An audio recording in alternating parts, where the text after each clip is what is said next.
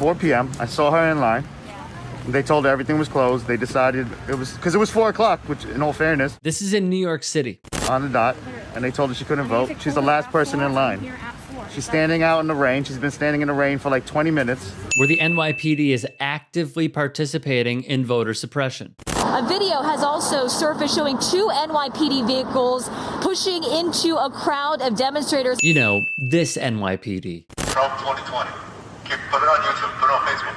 Trump 2020. The one that yells Trump 2020 over their squad cars' loudspeakers. Excuse me, you have to let her vote. She was in line at 4. She was in line at 4 p.m.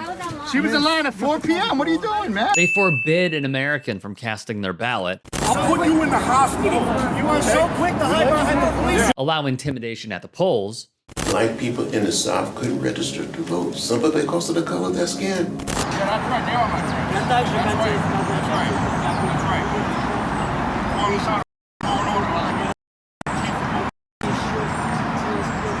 If your vote didn't matter, then why would people have fought so hard to keep you from voting? Voter intimidation and suppression tactics are the staple of one party. They share an evil envy of long lines plaguing the American democracy. They do not want votes cast. They want votes rejected, or better yet, none to take place at all. The things they had in there were crazy. They had things, levels of voting that if you ever agreed to it, you'd never have a Republican elected in this country again. Where the GOP and their dear leader just flat out admits it. More turnout means less of a chance to win, which brings us back to this video, shared by LeBron James on his personal Twitter account. You wanna know why Donald Trump...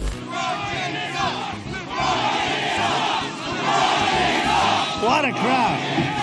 And his open Klan meetings despise the king? It's because he wants to encourage people to vote. It's simple. We believe that black people, our community, we've been pushed away from our civic duty. We've been fed misinformation for many years, and I'm in a position where I can educate people and, through more than a vote, educate people on how important this movement is and how important their civic duty is. The initiative, More Than a Vote, spearheaded by James, recruited more than 10,000 poll workers for Election Day. In the world-renowned video game NBA 2K21, More Than a Vote launched a special inside the game for all to watch. The first episode saw Maria Taylor speak on her experiences of voter suppression. The second stars Trey Young, who talks about the history of voter suppression in America and why voting is personally important to him. Axios reported at the time, this is the latest effort to appeal to millennials and Gen Z voters who make up more than 1/3 of the US electorate. In 2016, while 88% of Americans aged 18 to 30 intended to vote, only 43% of them did, according to the data from the American National Election Studies. In Florida, LeBron James and others paid court fines and fees so the disenfranchised, through Governor Ron DeSantis' horrendous law, could cast their ballots in the upcoming election. These are people that encourage voting. Meanwhile, President Trump said he does not want to fund the US Postal Service because Democrats are seeking to expand mail-in voting during the coronavirus pandemic, making explicit the reason he has declined to approve $25 billion